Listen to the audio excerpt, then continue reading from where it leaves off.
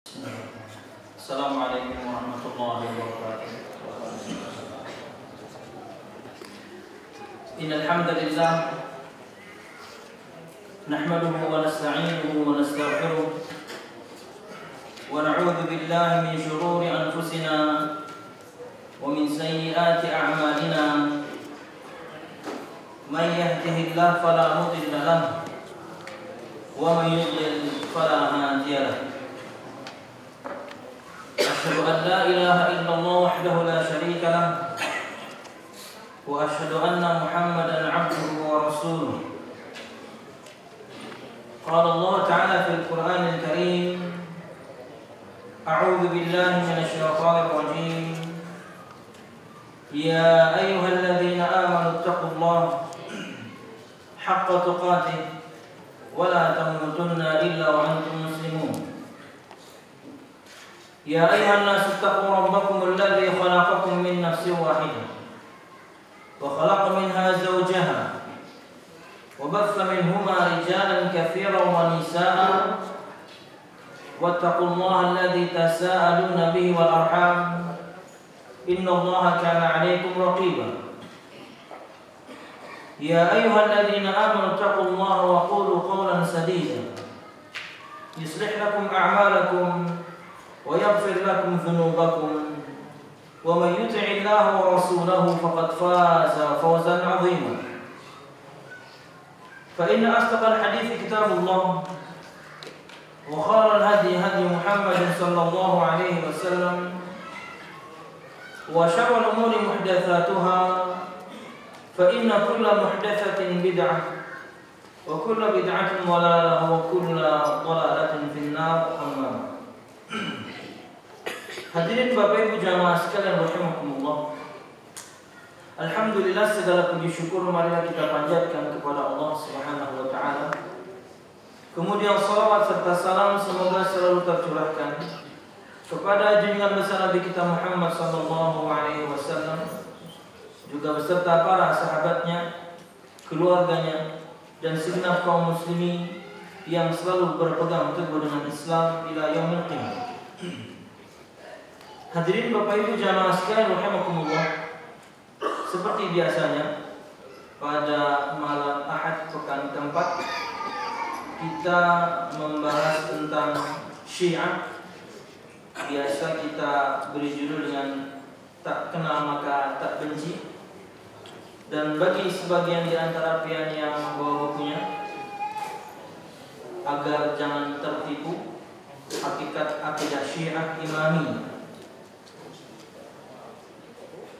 Insyaallah malam ini kita akan membahas dua bahasan berkaitan dengan poin ketiga dan keempat pada halaman 9 dan 10, berkaitan dengan keyakinan Syiah akan kehalalan darahnya ahli sunnati wal jamaah, halal mereka membunuh kita. Kemudian halalnya harta ahli sunnati wal jamaah, halal mereka merampas harta kita. Tapi sebelum kita menyebutkan tentang perkataan ulama mereka, bagaimana sikap mereka terhadap Ahlussunnah, khususnya berkaitan dengan darah dan harta ini, seperti biasa mereka apa yang disampaikan pada pertemuan yang lalu berkaitan dengan istilah nasibah atau nawasib. Hadirin jamaah sekalian rahimakumullah, di antara karakteristik, di antara ciri-ciri Ahlus Sunnah wal Jamaah adalah memiliki sikap al-wasatiyah, selalu memiliki sikap pertengahan, tidak melakukan ifrat dan juga tafrid, tidak berlebihan dan juga tidak mengurangi, tidak melampaui batas, tidak juga kemudian semena-mena. Kalau misalnya pengen dapatkan ciri ini pada satu pengajian tertentu, pengen dapatkan ciri ini pada satu misalnya komunitas tertentu, maka ketahuilah bahwasanya mereka Ahlus Sunnah wal Jamaah. Karena itu ciri. Karena itu karakter. Tidak pernah berlebihan, tidak pernah mengurangi, tidak pernah melampaui batas. Na'udzubillah, apalagi sewenang-wenang atau semena-mena. Dan berkaitan dengan Syiah dan beberapa pembahasan terakhir kita, khusus berkaitan dengan sahabat dan juga Ahlul Bait. Maka Ahlus Sunnati wal Jamaah memiliki sikap pertengahan, tidak berlebihan dan juga tidak mengurangi. Tidak berlebihan seperti orang-orang Syiah terhadap Ahlul Bait, sampai sebagian di antara mereka menuhankan Ali bin Abi Thalib. Juga tidak seperti orang-orang Nawasib atau Nasibah, sebaliknya orang-orang Syiah. Orang-orang Nasibah, mereka mencintai semua para sahabat Nabi Muhammad, menghormati para sahabat Nabi Muhammad, tapi mereka mengkafirkan Ali. Dua-duanya enggak benar. Yang satu sampai level menuhankan, yang satu juga mengkafirkan. Ahlus Sunnah selalu memiliki sikap pertengahan. Pertama, berkaitan dengan sahabat dulu sebelum Ahlul Bait. Faedah ulun ambil dari kitab Min Usuli Aqidati Ahli Sunnati wal Jamaah. Mudahan ada terjemahannya Pak Syaikhul. Saya akan bahas buku ini. Kalau bisa setelah pengajian ambil akidah, saya akan bahas buku ini. Biar bisa dibagikan seperti biasa. Karena pembahasannya pendek, insya Allah ketika ada terjemahannya pun bentuk bukunya putih, buku kecil. Ini pasti buku kecil. Karena cuma 9 prinsip yang beliau bahas. Tidak seperti Intisari Akidah ada 13 prinsip. Wa min usuli ahli sunnati wal jamaah salamatu qulubihim wa alsinatihim li ashabi Rasulillah sallallahu alaihi wasallam. Kama wasafahum Allah subhanahu wa ta'ala bidzalika fi qouli ta'ala wa lamma dzakara al-muhajirin wal ansar wa athna 'alaihim qala ta'ala والسابقون الأولون من المهاجرين والأنصار والذين اتبعوهم بإحسان رضي الله عنهم ورضوا عنه وعملا بقوله صلى الله عليه وسلم لا تسبوا أصحابي فوالذي نفسي بيده لو أن أحدكم أنفق مثل أحد ذهبا ما بلغ مد أحدهم ولا نصيبا خلافا للمبتدعة من الرافضة والخوارج الذين يسبون الصحابة ويجحدون فضائلهم. ويرى أهل السنة والجماعة أن الخليفة بعد رسول الله صلى الله عليه وسلم أبو بكر ثم عمر ثم عثمان ثم علي رضي الله عنهم أجمعين. فمن طعن في خلافة واحد من هؤلاء فقد أضل من حمار أهله لمخالفته النص والإجماع على خلافة هؤلاء على هذا الترتيب. Kata Syekh Shalih Fauzan bin Abdullah Al-Fauzan, dan di antara prinsip-prinsip dasar akidah Ahlus Sunnati wal Jamaah adalah selamatnya hati mereka dari membenci dan selamatnya lisan mereka dari mencela siapa? Para sahabat Nabi Muhammad ridwanullahi alaihim jami'an. Orang yang bertemu Nabi Muhammad sallallahu alaihi wasallam, beriman kepada beliau dan meninggal dalam keadaan beriman, itulah definisi sahabat. Orang yang bertemu dengan Nabi Muhammad SAW semasa hidupnya, itu perlu digarisbawahi. Karena kalau ada orang sekarang bertemu dengan Nabi Muhammad SAW di dalam mimpinya, sahabat bukan.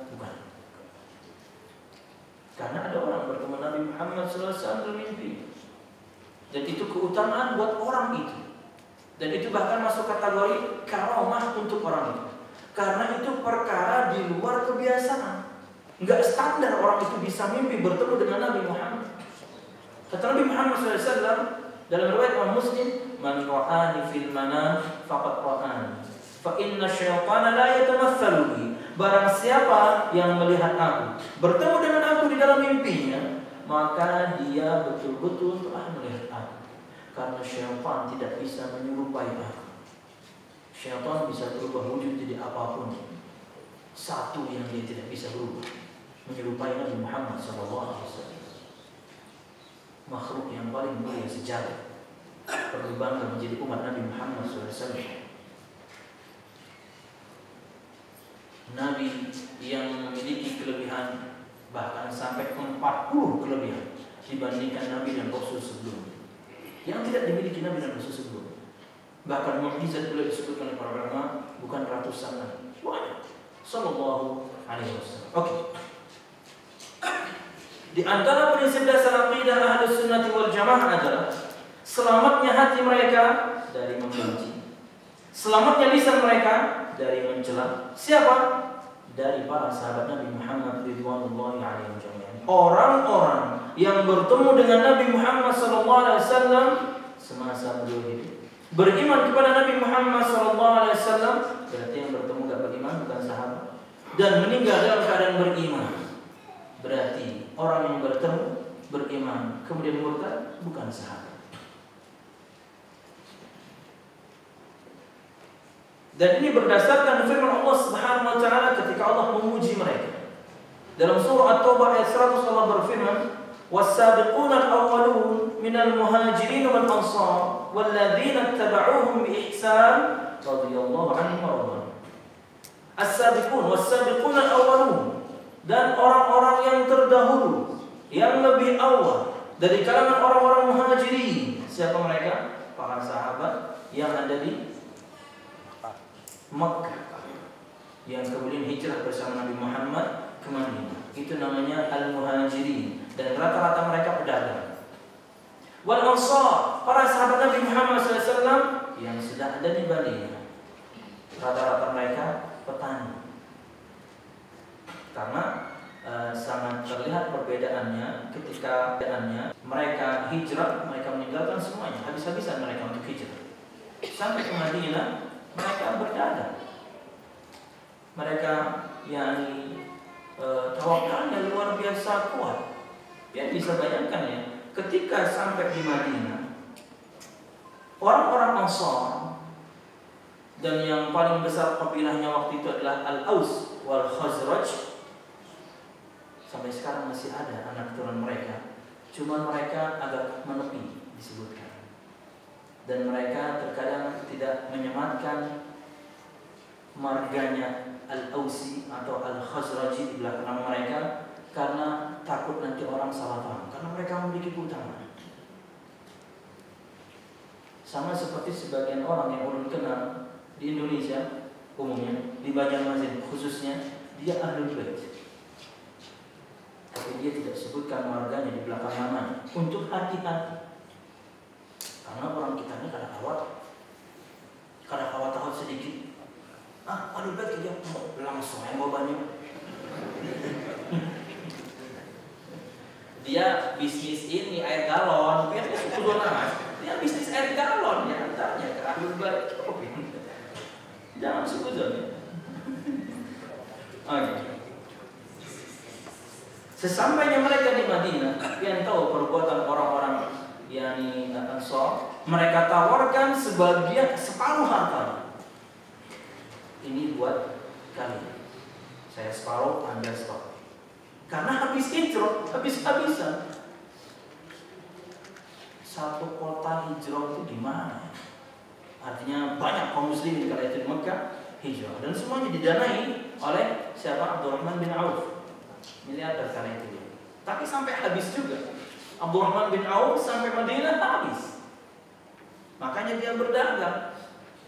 2 minggu dia berdagang, dia bisa menikahi perempuan Ansari. Hadis kata Nabi Muhammad SAW, "Awli walau bisyara," adakanlah walimah walaupun cuma dengan seekor kambing. Itulah sabda Nabi Muhammad kepada Abdurrahman bin Auf. Para sahabat muhajirin memiliki keutamaan al-izzah, memiliki kehormatan yang luar biasa. Orang lagi habis duit, uyuh, nggak punya apa-apa, sampai di tempat tujuan, ditawari separuh harta mereka, ditawari satu rumah mereka, bahkan mereka menawarkan, jika kamu mau saya akan ceraikan salah satu istri saya, silakan nikah. Subhanallah. Pilih yang paling cantik yang kamu mau. Disuruh milih, Pak. Bukan kemudian nang tetuha tu jalan bisa nikah. Nang tetuha. Ya Allah. Enggak begitu para sahabat. Pilih. Subhanallah. Disuruh milih. A. Cantik. B. Cantik dan kaya. C. Dua-duanya saja. Oke. Tapi mereka tidak mengambil. Dan itu diantara sifat yang disematkan kepada para sahabat Ansar, al-ithar, lebih mengutamakan orang lain. Mereka butuh sama uang itu, mereka butuh sama harta itu, mereka butuh dengan harta dan juga pasangan. Tapi mereka lebih mengutamakan saudaranya. Allah sebutkan mereka di Al-Quran. Orang yang kurang aja dengan para sahabat, baca satu ayat ini saja plus tafsirnya, tolong. Lihat bagaimana keutamaan mereka sampai Allah sebutkan dalam Al-Quran kan. Mereka bukan orang biasa. Mereka bukan kemudian tiba-tiba Allah Subhanahu wa taala lahirkan, enggak. Allah memang lahirkan mereka di zaman yang sangat utama, di zaman yang sangat luar biasa. Bersama Nabi Muhammad hidup. Sallallahu alaihi wasallam. Kata seorang sahabat, hidup sesaat bersama Nabi Muhammad, bersanding sesaat dengan Nabi Muhammad itu lebih baik dibandingkan hidup puluhan tahun. Kata seorang sahabat, nikmatnya itu luar biasa. Melihat wajah orang yang pertama kali dibukakan untuknya pintu surga. Makanya kata Ibnu Mas'ud, yang mau menjadikan suatu generasi suri tauladan para sahabat. Kenapa? Mereka orang yang paling baik keadaannya. Kenapa? Hidup bersama Nabi Muhammad yang paling mulia. Sallallahu alaihi wasallam. Dan orang-orang yang terdahulu dari kalangan orang-orang Muhajirin dan Ansar dan orang-orang yang mengikuti mereka dengan kebaikan. Bisa sampai zaman sekarang mengikuti jejak mereka. Orang-orang Muhajirin, orang-orang Ansar.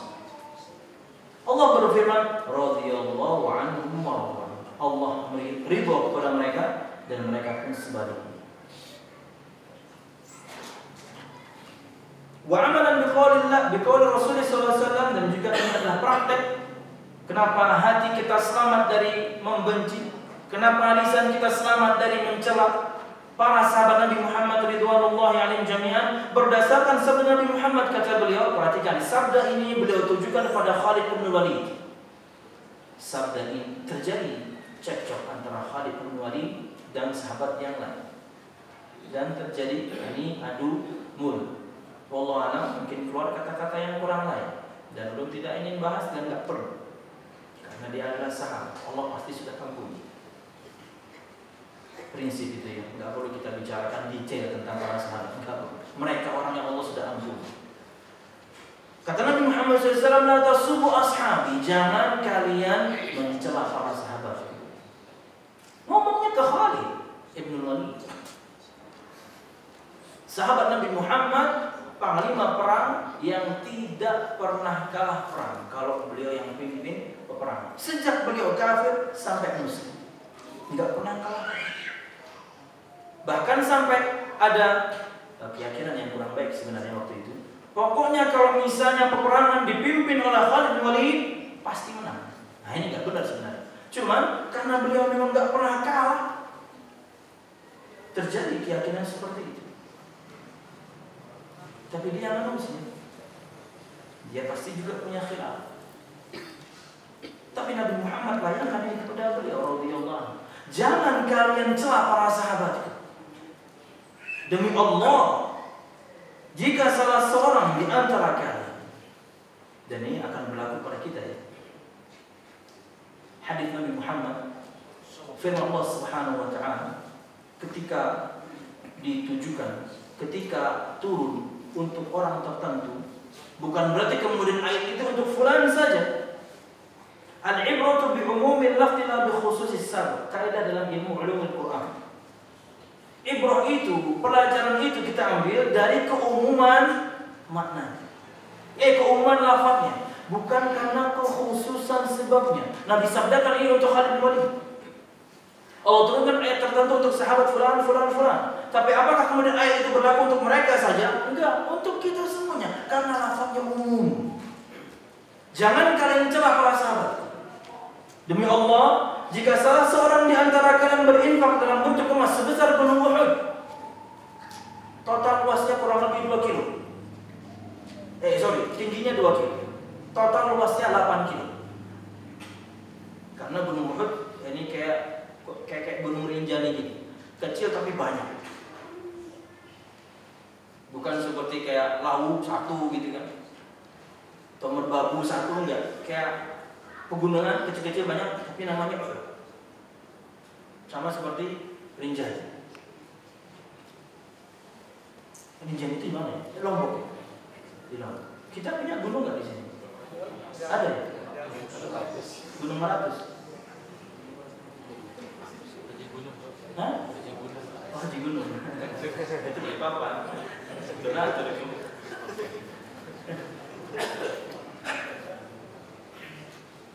Ada sih kita gunung kemarin, gunung pakaian bekas ya Mas ya? Iya. Kita menyumbang pakaian bekas layak pakai, tentunya sudah segunung untuk kaum muslimin yang mendapatkan musibah di pasar lama. Jadi tidak diterima lagi pakaian layak bekas. Pakaian bekas layak pakai. Kalau ingin berinfak dalam bentuk uang, ingin berinfak dalam bentuk makanan, masih terima Mas ya? Masih terima. Silakan. Mungkin satu bungkus Indomie yang dia infakkan menyelamatkan nyawa mereka, apalagi satu dus. Mungkin uang yang pian infakkan untuk mereka membuat mereka bisa melanjutkan itu. Dan sangat mungkin di tengah malam semua korban itu 44 kepala keluarga mendoakan kebaikan untuk pian berinfak. Luar biasa. Maka berinfak. Kita lanjutkan.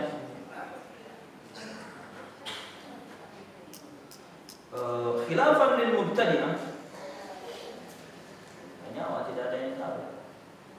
Tadi siang kami baru menjenguk beliau. Sudah meninggal Husnul Fatihah. Kakak Ibu. Oke, kita sampai di syarat saja. Karena saya niat ada baca buat saya lihat Shalihin sebenarnya juga. Cukupnya.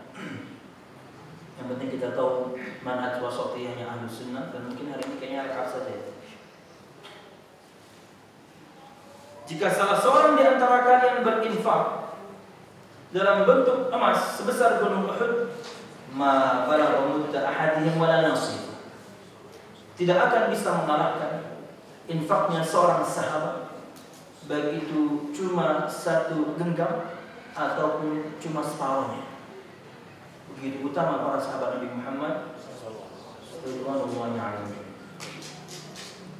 Khilafan lil mubtadi'ah, keyakinan seperti ini, keyakinan Ahlus Sunnah seperti ini, itu sangat berbeda dengan Ahlul Bid'ah.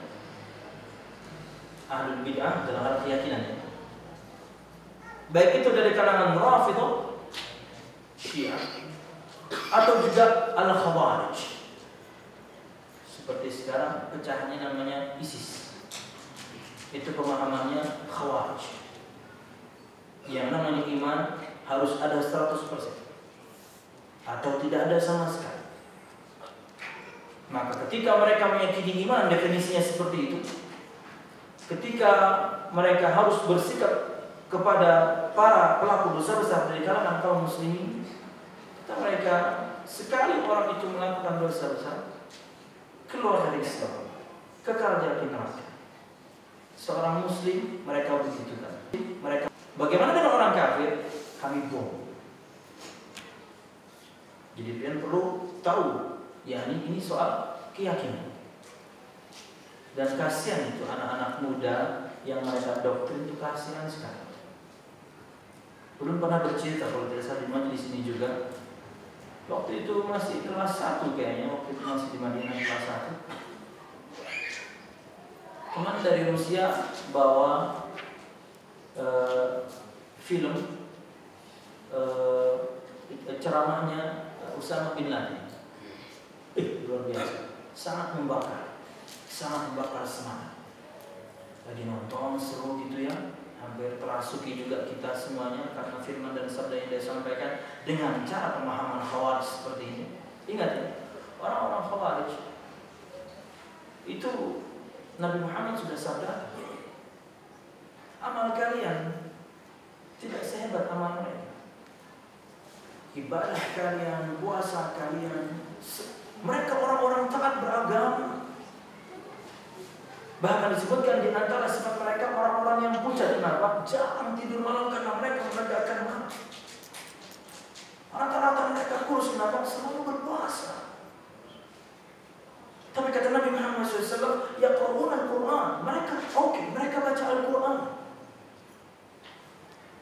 Akan tetapi tidak melewati tenggorokan mereka.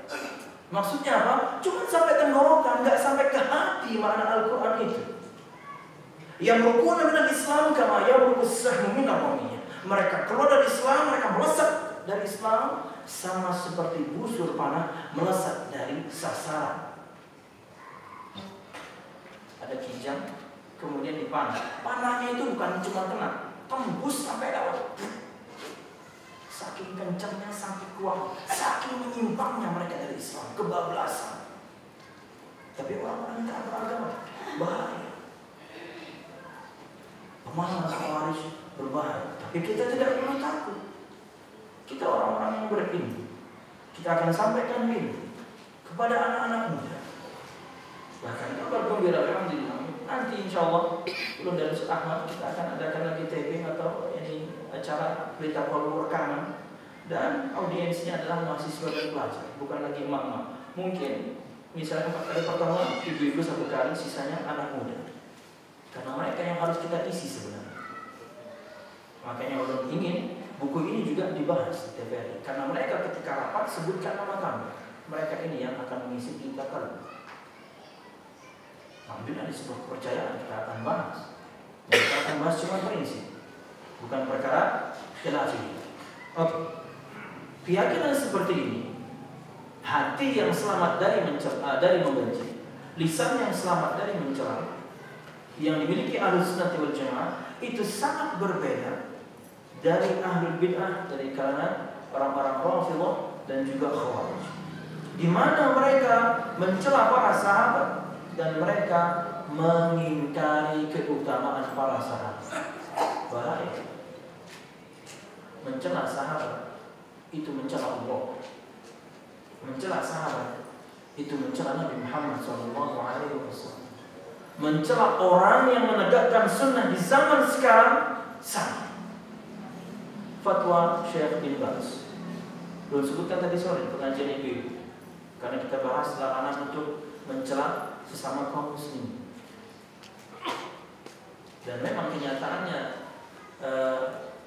sangat jelas bahwasanya yang dicela rata-rata lebih baik dibandingkan yang mencela. Karena yang mencela pasti orang yang sombong. Orang mencela itu, kata Syekh Muhammad bin Nasir As-Sa'di, mesti orang yang sombong, yang di dalam hatinya tidak ada lagi akhlak kebaikan, makanya dia cela orang. Kata Syekh bin Baz, orang yang mencela orang yang sedang menegakkan sunnah, itu hakikatnya bukan orang ini yang dia cela, tapi Nabi yang mereka ikutilah yang mereka cela.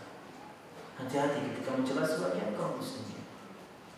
Kalau Anda kemudian belum bisa menjalankan syariat Islam lebih baik lagi dalam hal berpakaian atau sunnah-sunnah yang lain, maka lebih baik dia.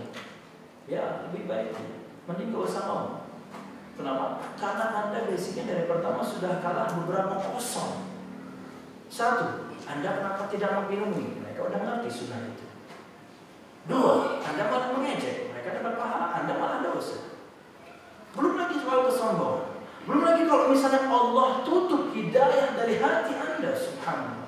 Dan orang ini tadi sore ada belum dikirim satu tulisan yang sangat disayangkan sebenarnya. Jadi dari akhwat yang tadinya ngaji salaf kemudian balik kepada pemahaman yang lama. karena dia dapatkan ketidakcocokan dengan amalan yang lama. Bahaya seperti ini. Kalau orang kemudian sudah Allah simpangkan dari hidayah, baliknya susah. Dan dia mempermasalahkan kenapa dia keluar dari keadaan salaf, karena kita kemudian mengatakan bahwasanya kedua orang tua Nabi Muhammad di neraka. Sahih Muslim riwayatnya, anda mau apa? Nabi Muhammad yang sabdakan ibuku di neraka, Nabi Muhammad yang sabdakan bapakku di neraka. Bukan kita tidak cinta Nabi Muhammad. Ini Nabi Muhammad yang sabdakan, kenapa anda tidak diterima? Anda tidak menerima satu sabda Nabi Muhammad sama seperti anda menolak Nabi Muhammad seutuhnya. Bahaya. Hormat dengan Nabi Muhammad tidak berlebihan. Beliau sabdakan, sami'na wa ata'na. Ulun kasih link mbaknya supaya sampaikan kepada akhwatnya. Agama ini jangan pakai perasaan, Pak. Masa nggak boleh merayakan maulid beliau? Masa nggak boleh kemudian ini? Masa kemudian orang tua Nabi Muhammad di neraka? Jangan pakai perasaan, agama ini pakai ilmu, agama ini pakai wahyu. Kalau pakai perasaan rusak syariat Islam. Berbicara dengan ilmu, dan sampaikan. Artikel beberapa ustaz yang menerangkan detail. Akharif waktu itu pernah tanya dan saya kasih linknya 5-6 halaman. Lumayan panjang untuk bacaan malam. Tapi mau baca. Perlu kasih tipsnya, masuk ke Google, di bagian pencariannya itu ketik orang tua Nabi Muhammad di neraka. Oke, pian klik, keluar link-link dari para ustaz yang menerangkan detail. Atau pengen lebih jelas, orang tua Nabi Muhammad neraka, Ustaz Abdul Jauzan. Ada 2 tulisan beliau panjang. Tapi ilmiah. Anda kalau kemudian ingin bantah secara ilmiah. Jangan pakai perasaan agama. Bantah secara ilmiah. Anda harus buktikan hadis riwayat Imam Muslim itu lemah. Anda harus buktikan hadis riwayat Muslim itu lemah. Dulu di zaman Syekh bin Baz awal-awal jadi mufti, pernah diadakan sayembara untuk mendapatkan riwayat lemah dari Sahih Bukhari, Sahih Muslim. Sahih Bukhari tidak pernah terbukti. Sahih Muslim katanya didapatkan beberapa. Habis itu kemudian diuji dari mana sisi lemah, dan semuanya terbantahkan. Dia salah dalam memeriksa, dia salah dalam meneliti, nggak ketemu. Itu kenapa nama kitabnya Sahih Bukhari, kenapa nama kitabnya Sahih Muslim? Karena ketelitian mereka dalam meriwayatkan hadis Nabi Muhammad Sallallahu Alaihi Wasallam. Anda harus buktikan secara ilmiah lemahnya hadis riwayat Muslim. Kalau enggak, ya enggak bisa pakai perasaan, harus dengan ilmu agama. Wallahu a'lam.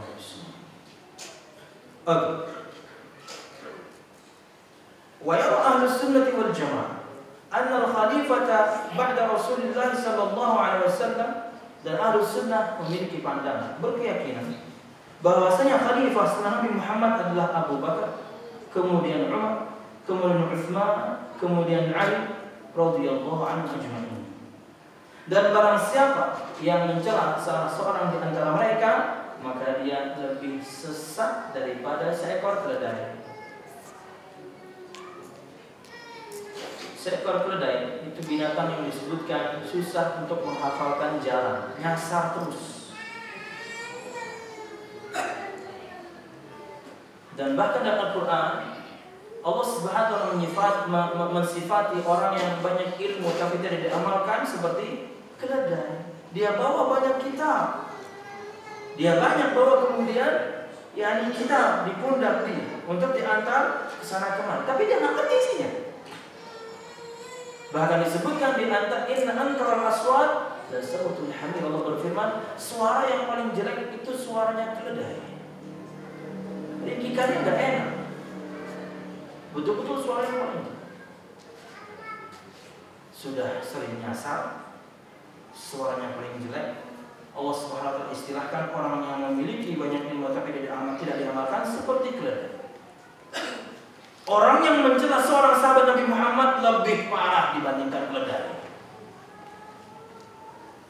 Menyimpangnya terlalu jauh, sesatnya terlalu jauh. Kenapa? Firman Allah terlalu banyak tentang keutamaan Rasul. Allah alam. Secara singkat berikut tentang Ahlul Bait. Wa min usul ahli sunnah wal jamaah mahabbatu ahli bait Rasulullah sallallahu alaihi wasallam wa tawallihim 'amalan bi wasiyati Rasulullah sallallahu alaihi wasallam udzakkirukumullah fi ahli baiti. Dan di antara prinsip dasar akidah ahli sunnah wal jamaah terhadap ahli bait Nabi Muhammad sallallahu alaihi wasallam adalah mereka mencintai ahlul bait Nabi Muhammad sallallahu alaihi wasallam. Sama di artikel yang sama. Kenapa akhwat tadi keluar dari kajian sama? Katanya kita tidak menghormati ahlul bait. Jangan salah, Mbak. Kalau filenya sekarang jadi, kalau akan kirim ini. Ini prinsip kita. Kita menghormati ahlul bait. Bahkan Abu Bakar As-Siddiq beliau mewasiatkan sampai menjaga ahlul bait. Bukan cuma menghormati apa loh. Betul-betul kita disuruh jadi bodyguardnya untuk para habib itu. Ya, ini prinsip ahlus sunnah. Kita mencintai ahlul bait Nabi Muhammad SAW.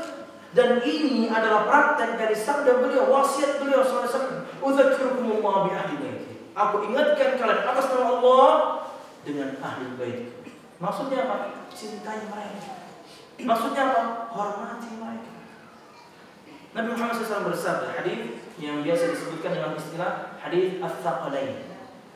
Dua perkara yang berat. Hadis juga di antara hadis sandaan atau landasan buat orang-orang Syiah. Culasnya adalah mereka nggak mau pakai sabda sebenarnya, tapi kalau untuk kepentingan mereka pakai. Kata Nabi Muhammad SAW, taraktu fikum ats-tsaqalain. Aku akan kepada kalian dua perkara yang berat. Satu, kitabullah, Al-Qur'anul Karim. Dalam ayat lain disebutkan hablum mamdudun ma baina as-samai wal ardh. Al-Qur'an itu bagaikan tali yang membentang dari langit ke bumi. Al-Qur'an, aku tinggalkan untukkan Al-Qur'an. Itu satu perkara yang berat. Yang kedua, wa itrati ahli baiti. Aku tinggalkan untuk kalian anak keturunanku, ahlul baitku. Dan dua-duanya tidak pernah akan terpisah sampai bertemu dengan aku nanti di haud, di telagaku nanti di hari kiamat. Maknanya adalah sampai hari kiamat anak keturunan Nabi Muhammad akan selalu ada dan kita akan selalu hormat.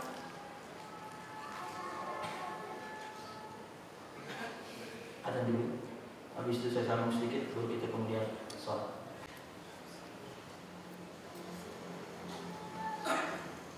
Kita lanjutkan. Alhamdulillah wassalatu wassalamu ala Rasulillah wa ba'd. Wa min ahli baitihi azwajuhu ummahatul mu'minin radhiyallahu anhunna wa ardahunna.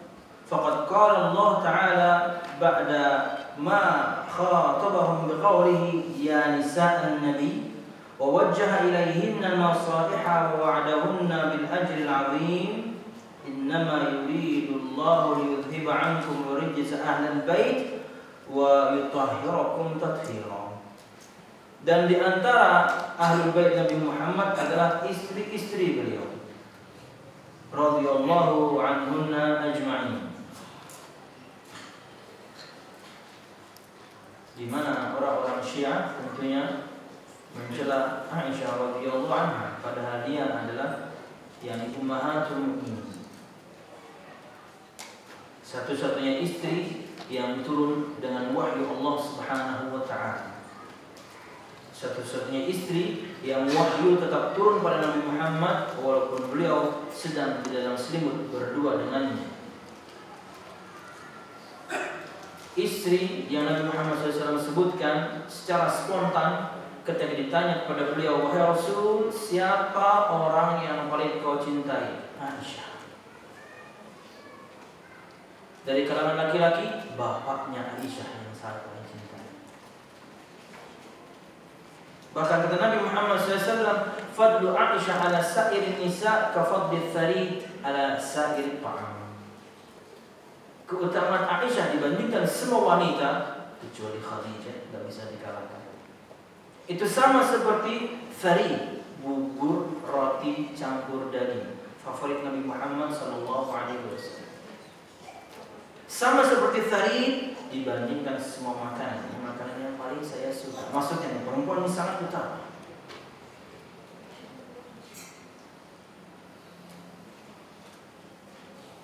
Allah Subhanahu wa taala telah menyebutkan setelah tentunya memberikan khitab kepada mereka langsung di awal surah Al-Ahzab ayat 32, ya nisa'an Nabi, hai istri-istri Nabi. Kemudian setelah itu Allah sebutkan nasihat-nasihat untuk istri Nabi Muhammad SAW dan menjanjikan kepada mereka pahala dari Allah Subhanahu wa taala untuk para istri Nabi Muhammad SAW. Di ujungnya Allah berfirman, innama yuridullahu liyudhiba 'ankum rijsa ahlil bait wa yutahhirakum tathira. Sesungguhnya Allah hanyalah ingin menghilangkan, ingin menjauhkan dari kalian kenajisan atau kotoran. Hai ahlul bait, Allah ingin mensucikan kalian sesuci-sucinya. Perhatikan, Allah firmankan di awal ayat panggilan untuk para istri Nabi Muhammad. Dan di akhir ayat yang sebutkan Allah ingin mensucikan kalian, hai ahlul bait. Istri Nabi Muhammad bagian dari ahlul bait. Wal aslu fi ahli al-bait qarabatun Nabi sallallahu alaihi wasallam wal murad bihim huna as-salihun minhum khassah. Dan asal muasal definisi ahlul bait itu adalah semua yang memiliki hubungan kekerabatan dengan Nabi Muhammad sallallahu alaihi wasallam. Tapi maksudnya di sini adalah yang saleh di antara mereka. Kalau yang tidak saleh bukan ahlul bait, yang saleh saja. Amma qarabatuhu ghairu salihin falaysa lahum al-haqq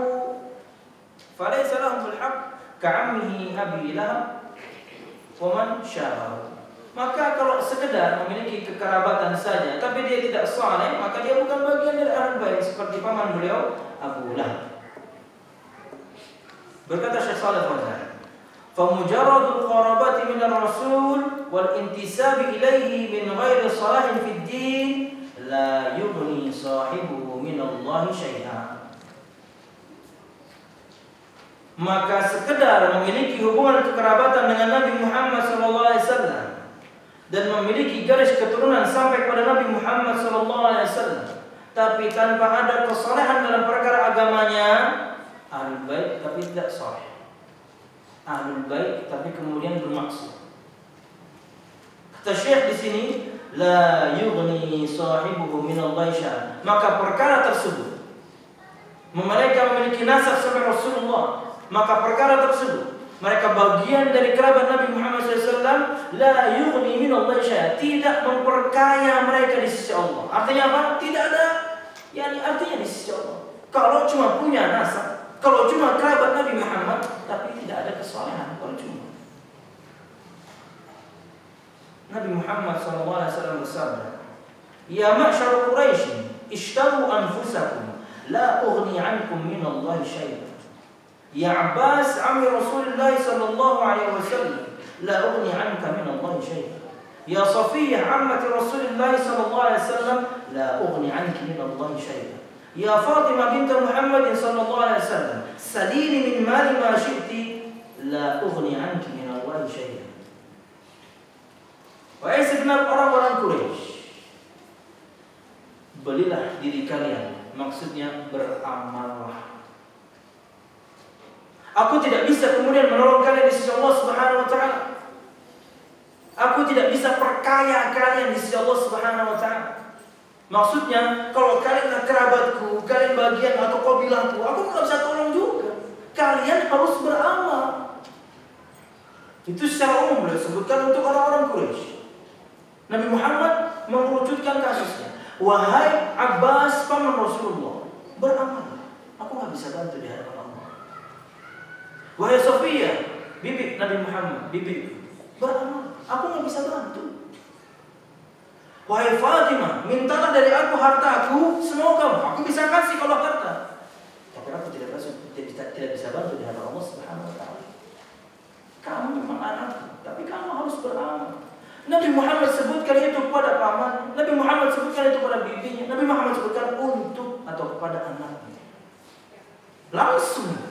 Orang yang kekerabatannya sangat dekat, paman itu derajatnya kalau abah tidak ada, dia pengganti ayah.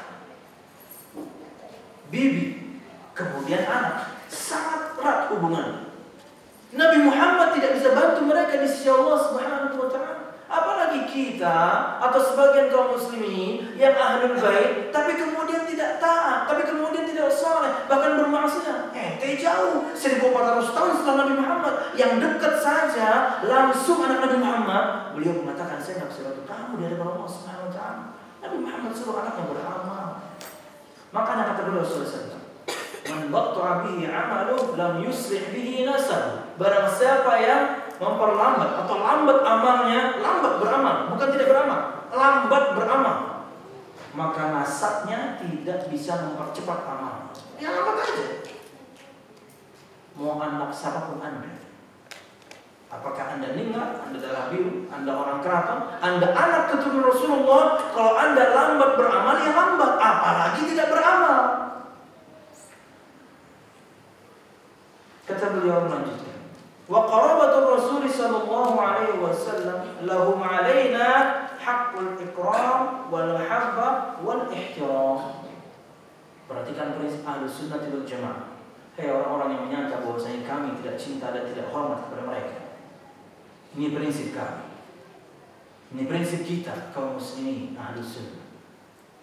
Dan kekerabatan Rasulullah dan kekerabatan yang dimiliki oleh seseorang kepada Rasulullah SAW, tapi mereka adalah orang-orang saleh, maka mereka punya hak dari kita. Artinya kita harus tunaikan kepada mereka ahlul bait, apa itu? Haqqul ikram, penghormatan, wal mahabbah, kecintaan, wal ihtiram, dan pemuliaan. Ini prinsip.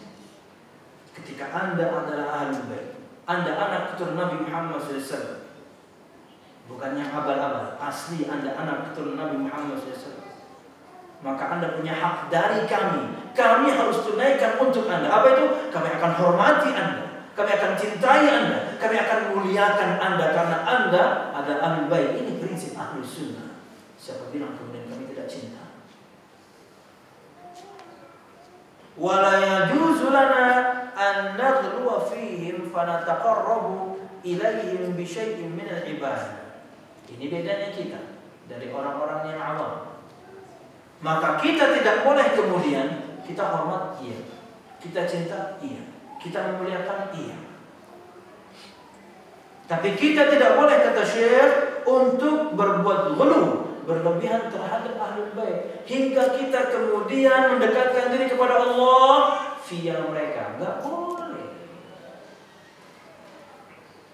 Yang jadi masalah kadang-kadang yang abal-abal, yang bukan kemudian original, yang abal-abal biasanya tukang tipu itu yang abal-abal.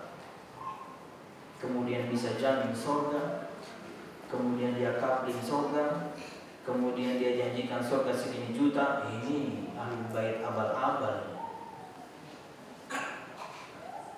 Kalau misalnya betul-betul ahlul bait, dia adalah orang yang ada di barisan depan untuk mendakwahkan Islam, sebenarnya harusnya seperti itu. Bukan membodohi manusia, bukan membodohi masyarakat. Ustaz Haikal Basyrahil itu ya, subhanallah, beliau pakai baju biasa, baju koko kalau masalah itu, baju koko pakai tapih, makan di salah satu rumah makan. Sikap orang sekitarnya, masya Allah, anda cium tanganlah, minta ini minta itulah. Itu baru Ustaz Haikal, dan beliau pakai pakaian biasa. Ustaz Haikal itu kalau dikasih sorban sama jubah, nyosor tuh semua. Aduh, saya nggak maksimal bercandanya, istri sudah. Akhi Azidi, kita pakaikan sorban, kita bawa ke hulu sungai, wow, habis tangan dia. Bukan lagi dicium, dimakan. Subhanallah. Jangan, kita tidak berlebihan kepada ahlul bait. Kita muliakan mereka. Kita menghormati orang saleh karena mereka saleh. 2, karena mereka ahlul bait. 3, bahkan mungkin sebagian di antara mereka sahabat kalau kasusnya itu. Orang kalau ahlul bait dan dia sahabat, kecintaan kita itu 3 level. Karena iman, karena ahlul bait, karena sahabat, karena ahlul bait. 3 level cinta kita kepada seorang sahabat yang ahlul bait. Enggak sembarangan. Kalau dia kemudian bukan ahlul bait, berarti kita cinta karena dia sahabat, karena dia adalah orang yang beriman. Kalau dia bukan sahabat, ya karena keimanan kita cinta sama kaum muslimin. Tapi tidak. Aw na'taqida fihim annahum yanfa'una aw yadurruna min dunillah. Atau kita berkeyakinan bahwasanya mereka bisa memberikan manfaat, mereka bisa menampik madarat dengan diri mereka sendiri tanpa kehendak Allah. Ini berlebihan. Enggak. Kita cinta, kita hormat, yakni kemudian menyanjung. Tapi kita tidak berlebihan. Kita tidak kemudian beribadah kepada Allah via mereka. Kita juga tidak meyakini bahwasanya karena mereka kemudian Allah jauhkan kita dari bala, atau mereka kemudian bisa memberikan manfaat langsung selain kehendak Allah Subhanahu wa taala. Jangan berlebihan seperti itu. Hormati mereka karena keilmuan. Hormati mereka karena keilmuan, karena mereka orang saleh. Perhatikan firman Allah Subhanahu wa taala berkaitan dengan Nabi Muhammad sallallahu alaihi wasallam. Qul la amliku li nafsi naf'an wa la darra illa ma syaa Allah. Walau kuntu a'lamul ghaiba lastakthartu minal khairi wa ma massani as-su'. Perhatikan ini kasus Rasulullah, pemimpinnya Ahlul Bait. Katakan wahai Muhammad, aku tidak memiliki untuk diriku manfaat dan madarat kecuali apa-apa yang sudah Allah Subhanahu wa taala kehendaki. Dan jika aku mengetahui perkara yang baik, sungguh aku akan perbanyak perbuatan baik dan aku tidak pernah akan ditimpa musibah. Allah Subhanahu wa taala menceritakan nabinya saja begini. Beliau tidak memiliki manfaat dan madarat kecuali itu sudah ketentuan Allah. Bahkan beliau tidak bisa berikan manfaat semasa beliau hidup untuk pamannya Abu Thalib. Nabi Muhammad tidak bisa Islamkan pamannya Abu Thalib. Kurang apa Nabi kita ini? Tapi beliau tidak bisa Islamkan paman. Kenapa? Karena hidayah milik Allah. Semasa beliau hidup tidak bisa memberikan manfaat kepada orang yang beliau cintai sekali, Abu Thalib. Apalagi beliau sudah meninggal. Apalagi yang bukan Nabi. Apalagi orang yang sudah meninggal. Disebutkan di sini sebagai penutup kata beliau. Fa idza kana ar-rasul kadzalika fa kaifa bi ghairihi? Fama ya'taqidu ba'dun nasi biman yuntasabuna li qarabati rasul i'tiqadun batil. Jika rasulnya saja seperti ini, beliau tidak bisa memberikan manfaat atau madarat kecuali yang Allah sudah kehendaki. Dan beliau tidak tahu perkara yang gaib. Dan kalau beliau tahu, niscaya beliau tidak pernah akan ditimpa kemalangan dan beliau banyak tertimpa musibah. Jika Nabi Muhammadnya saja seperti ini, bagaimana dengan orang yang cuma anak turunannya, yang kemudian memiliki nasab pada Rasul? Rasulnya saja begini. Makanya kita tidak boleh berlebihan kepada Ahlul Bait.